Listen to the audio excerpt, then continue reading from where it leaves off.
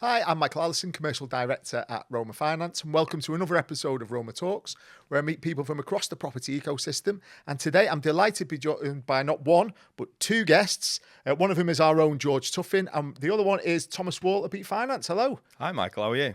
I'm okay, thank you. Thanks for asking. Thanks for asking. So, George, this is your second time on. It is. And Glad to be here again. Well, we're surprised you came back, but there we go. We'll take it from there. But we'll keep you all to a minimum today, because we learned a lot about you last time. But we're really interested in exploring the dynamic. So this is the first time we've actually had the broker on with the BDM, but it's more. Go easy on you. But it's more than that, isn't it? Is it more than just a broker BDM relationship? Yeah, something like that. It dates back a long time. Yeah, might have to clarify if my wife's watching this. Yes. Yeah, no, sat next to each other in maths, high school. I have been pretty much best friends with Thomas since we were 11 years old. I've not managed to shake him off yet. Been fighting there. So since you were 11 years old? Yeah, 11 years old. Wow. Okay. So obviously George knows a lot about you, but not many people will who's watching, perhaps. So tell us a bit about yourself then, Tom. Should I say my name again? Thomas Wall. Beat Finance. We've been going 4 days short of 8 years. So Wow, okay. Congratulations. Yeah, no, appreciate it. Specialist broker. Last couple of years we employed my dad. So, I know you've had some dealings with him. He's a character in his own and fun to work with. So, we do specialist finance. Use Roma a lot. Just enjoying different scenarios and challenges every day. So in your working day, you get to speak to your best friend quite a bit and your dad as well. It's a terrible gig, isn't it? It is. And do you do your dad's one-to-ones and all that stuff? Or you get your own back from all them years of report cards or anything? Yeah, no, to be fair, it's an interesting dynamic. I think for us what works well is that we just leave it at the door.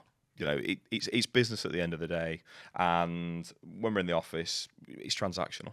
At the end of the day, we're there for customer outcomes and working with the right lenders and building relationships. And on the side of that, I get to hang out with my dad and sometimes get drunk with him, which is a different dynamic. That's nice. You know what? I'm 48 this year, I think. So I'd love to see my dad every day. That'd be a nice thing to do. So you're very lucky in that. And then, but what about the dynamic between you two? How do you turn it on from being best friends 1 minute to you need something from George or George needs something from you the next? Is that a difficult switch or? I don't think it is. I don't know. Say otherwise, by the way. But I think from the way I see it is, me and Tom have worked together at different jobs previously. Ah, right. Okay. As well as, growing up and that type of thing. So for me, nothing sort of makes me happier than seeing him start a business from nothing, from having to, and then growing it to what it is now. The fact that we can assist him with that and assist the customers is even better. But it's like with anything, I think, there's friendships for doing things, there's working relationships, and there's also providing the right outcome for the customer. So if I say no to Tom, it's not because I'm trying to spite him. It's because it might not actually be the right deal for the customer. And at the end of the day, there's plenty of lenders out there. If we can't help on this occasion, I'll make sure that when we can help, we do it even better. That's really, really good way of putting it.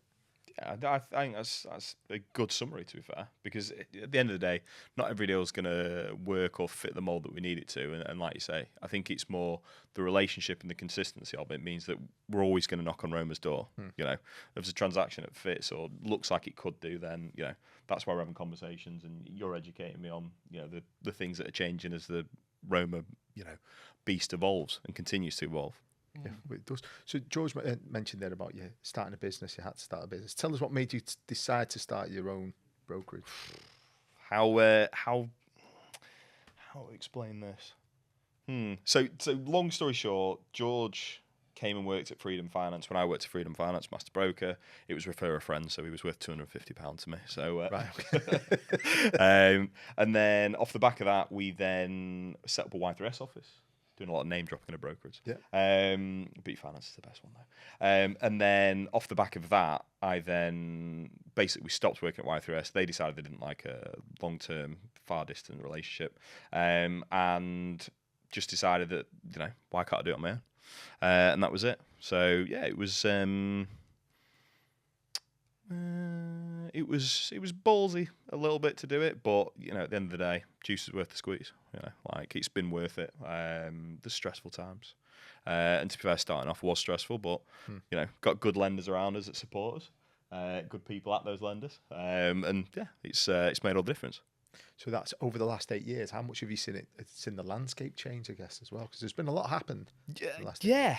I wasn't ready for a pandemic. Let's put it that way. That was interesting. But again, I think for us, because we're flexible in what we do and we offer a wide range of lending, we were able to just change our cap. So when that situation occurred, we knew that certain types of lending was going to slow down, and then other stuff was still going to continue. So we just changed hats and carried on, chose a different path for that period of time. And you operate across regulated and unregulated. Yeah. So we don't do traditional mortgages, but we do second charges, which is background of what we used to do. Equitable charges, bridging finance, regulated, unregulated, regulated development. Buy to let, all that. Yeah, everything basically. What's your favourite product set? Roma Finance. Yeah, no, to be fair, I think the bridging side of things, because no transaction's the same. Yeah. The reason I think I still enjoy doing what we do is because every scenario is different, every borrower is different, every property is different, every time scale. All these different moving parts of this is a problem or this is a feature or this is, this needs taken into account. All of that, I think, is why I still love what I do, because it's never the same. Yeah. And what do you look for in a lender relationship? Obviously, you mentioned there a lot about talking to people. What is it that you look for from a lender? You see, it's a funny one because I love the basics.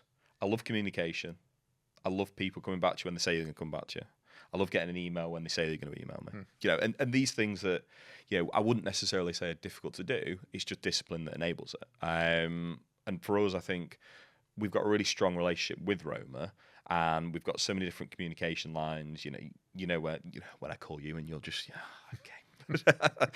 But then I speak to George on a regular basis, and to be fair, we can be talking about cars and all sorts of weird and wonderful things. But then when it switches to business, George is straight on it. Right, this is why this is going to work. These are the terms. This is what it looks like. We're going to need this, and this. We've got to take this into account.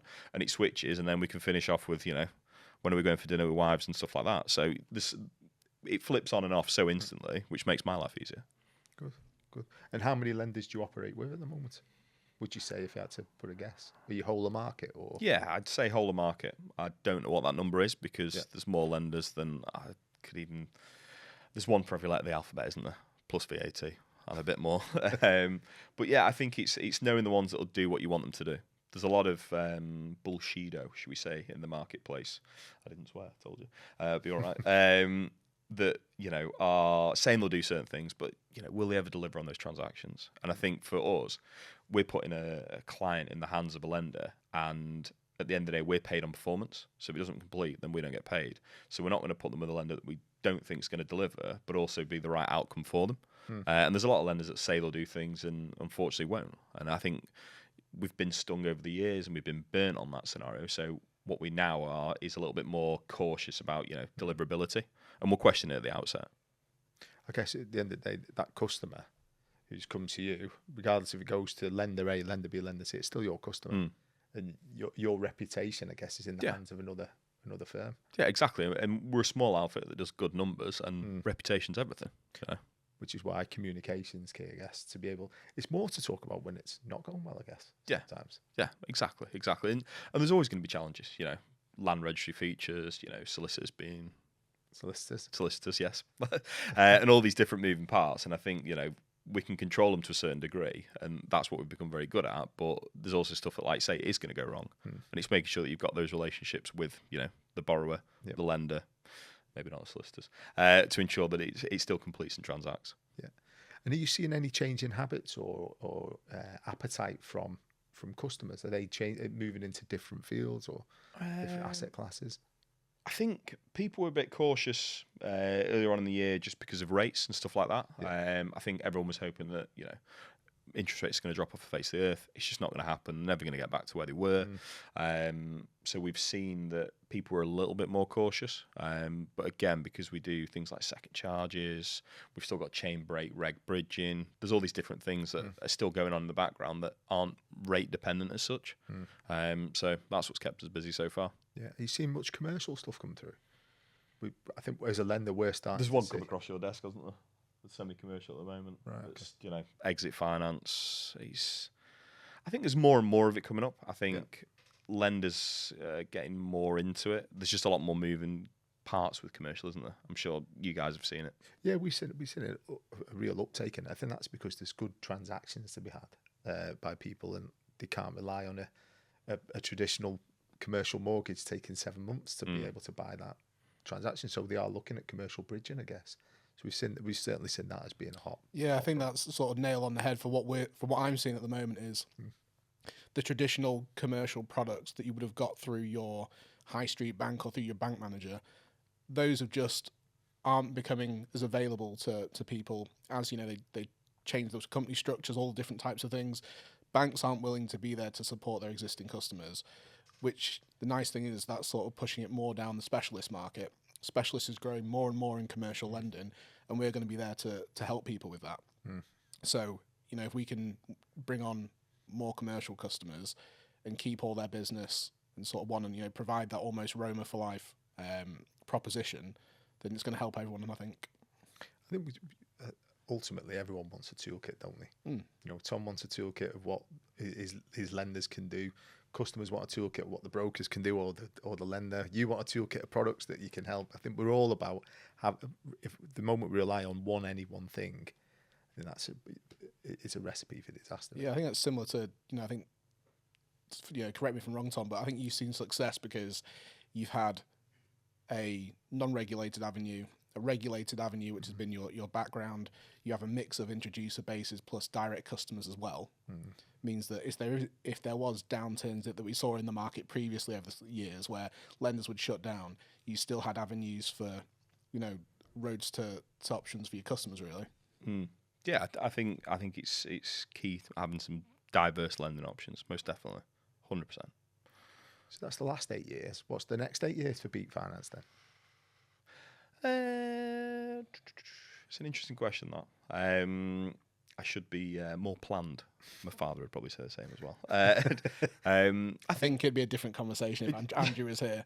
Yeah. I think for us, we've joined a network, so we've joined Access, which we want to do some education piece there. Kind of broaden their horizons on what's available, because they're from a traditional mortgage kind of approach at the moment, and spotting opportunities, utilizing products, these different bridge to lets and things like that are floating around the market and things like that. So we want to kind of see some avenue from some business come from those guys, and just carry on strengthening relationships that we've got with other introducers. We've got a good collective. It grows year on year, and numerically wise, so does Beat. So I think we'll get to a point where we're at capacity, and potentially bring on some people. But I'm not in a rush. I feel like me and my dad can do pretty good numbers between the two of us with admin, and I think that's probably going to be it, really. I think you just stay consistent, really.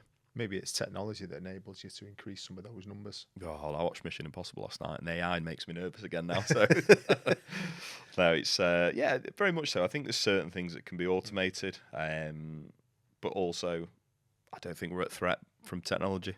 At the end of the day, there's nothing better than going down on site, as you guys have done. I know you do, and seeing things nitty gritty and touching and feeling everything, and having some proper conversations with borrowers and clients and brokers on site and seeing what's being built.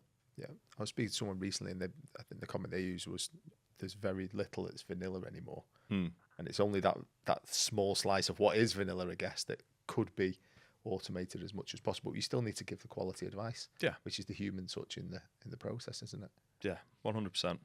And I think at the end of the day, what we're doing is providing a service, and people want to see people, don't they? Yeah, they do. So outside of work, then, what do you do apart from ring George and speak to your dad every day? Daily. What do you do outside of work? I do outside. I play golf. Averagely. Wife's got a horse, so Wilbur. Wilbur? Yeah, Wilbur. So I get to hang out with Wilbur quite a bit. And I've got 2 daughters and a sausage dog and 2 guinea pigs. But, other... Quite a lot going on. Yeah, there. small army. And to be fair, at the moment, we're also renovating our house. So, there's that character building feature at the moment.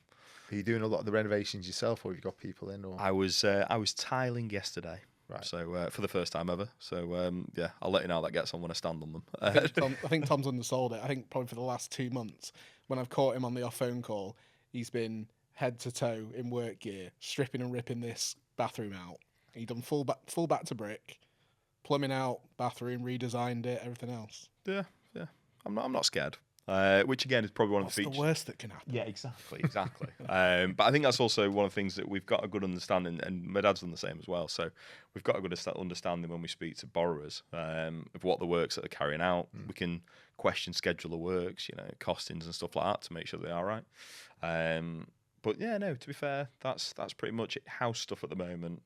Children causing me stress and strain. One's in high school, so that's a feature. It's just we're nearly in Christmas now, aren't we? Can I say Christmas? I mean, I'll say that yet. Halloween first. You can say whatever I don't know when it goes out. But we're certainly in the. It's cold. Yeah, it's getting colder. Oh, it's dropping off definitely, and it's getting darker. Yeah. So, but yeah, that's good. Can I just commend you on your palette today? Lovely. Nice top. I missed the memo on this. Clearly. Did you? Yeah, It's it's great. even the shoes are the same. Yeah, well done. We're doing well. I've never had anyone come on and cosplay me before. I'm really happy with that. Oh dear, yeah. Well, I tried to grow a beard, but I'm not as majestic, so I need to cut it off. I'll give up. No, it suits you. It suits you.